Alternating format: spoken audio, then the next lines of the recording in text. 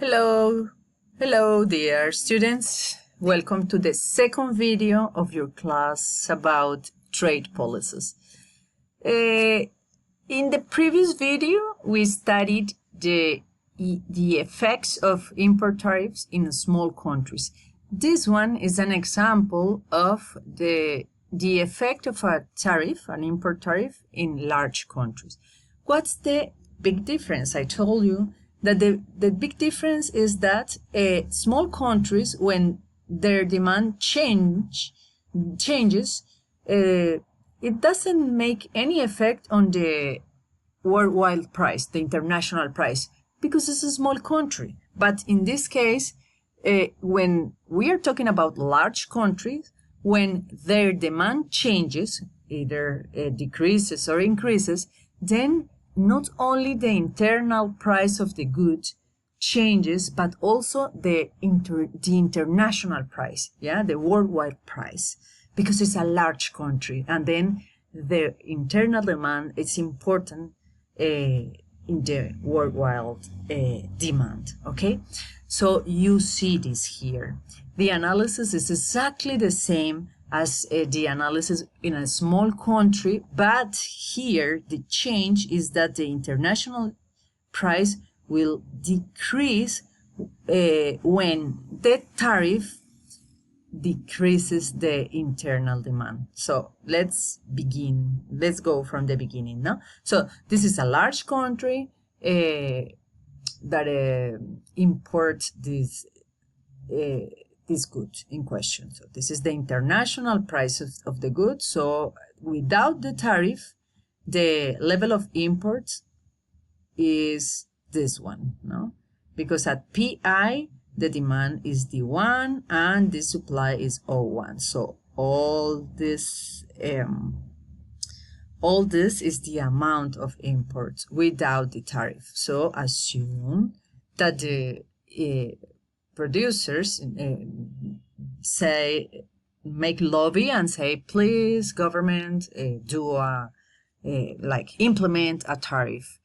Or even without the lobby, assume that the government says, okay, we should maybe implement a tariff so that we protect national production.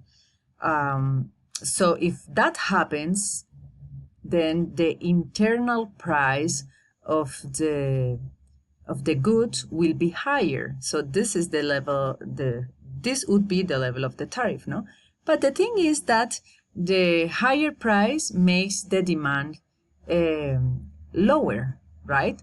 And this is a large country, so the decreasing in the internal demand of that country will decrease the international demand, the worldwide demand, the global demand of this good.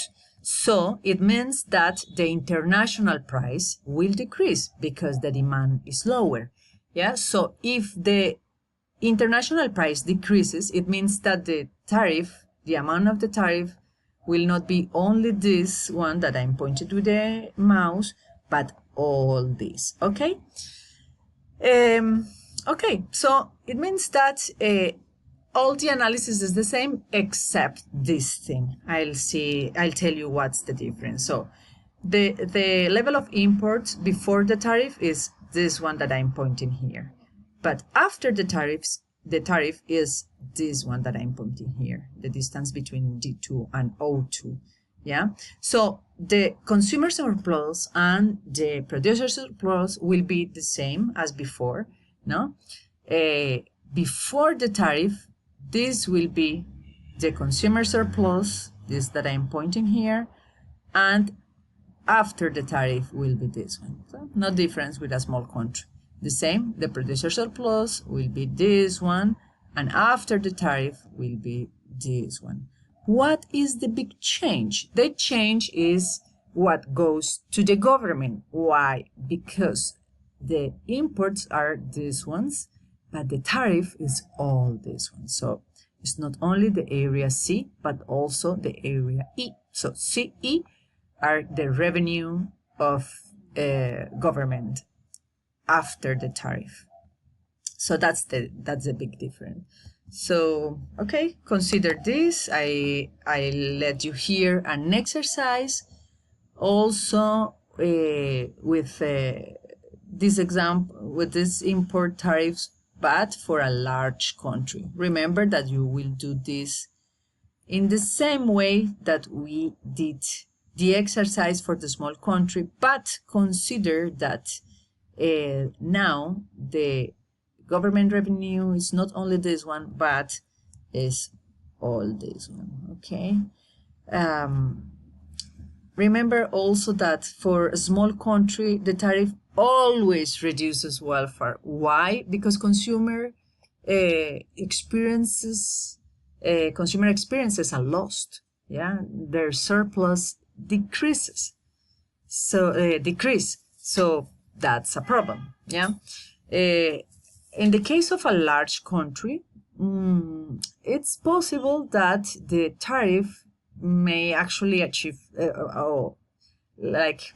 maybe produce a welfare gain, yeah, but the effect can be ambiguous. Not only, and the main reason why the effect is ambiguous is that there might be some retaliations from the other countries, no, the other large country. Just think about USA and China. All this protectionism in US in the Trump era make China reveal. Okay, so please do this exercise. We are now continue with the third example that is about the effect of an import quota. No? So here is not a price regulation, but a quantity regulation. What the government establishes is not a tariff, but a maximum quota of imports. Okay, so the effects are similar to the effects of a tariff. Yeah, it's exactly the same. But the thing is that this area C that before goes to went to the government budget is now the quota rent. No, it goes to people who make imports. Yeah, but all the rest is the same. Why? Because the quota, the fact that now the imports cannot be this quantity before the quota, but only this one, it means that there is like a kind of restriction, on the imports that can enter the country. So the consumers will face a higher price because there are less quantity of the good available in the market.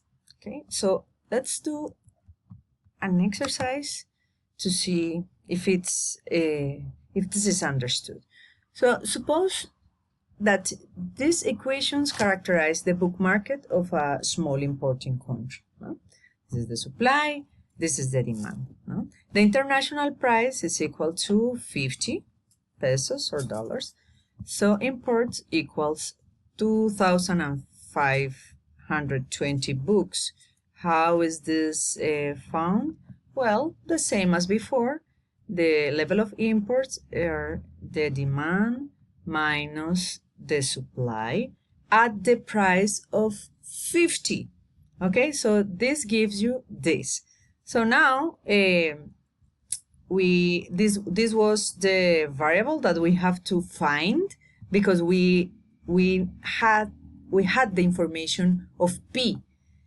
After the quota, it's going to be the other way around. So we know with certainty the level of imports, which is going to be 1,080 books. Yeah, that's M, the imports. And then this 1,080 is equal to QD minus QS. Like that, you can find P, the new P, which is this level of price. Why you need to find this? Because then, like that, you can find the consumer surplus after the quota. You can find the consumer surplus, the producer surplus after the quota, and you can find the quota rent. Okay, so like that you will make this exercise. So as you can see, this this effect of an import quota is similar to the impact of tariff. Again, we have that consumers experience a loss because they will face a higher price and a lower I mean, they will have to decrease their demand. Okay, so that is the example that I wanted to give you. Now let's go to the effects of an export subsidy. So remember, what a country would normally like if they think that they have to restrict import is to have a tariff of a quota, no? But in the case of export, is the opposite. A country would like to promote, to foster exports, and then they of course don't impose taxes but subsidies, right? Remember also that not many analysts, like Friedman, for example, classic economic, monetary economist, Nobel Prize economist, he said that this kind of protectionism was not good for countries.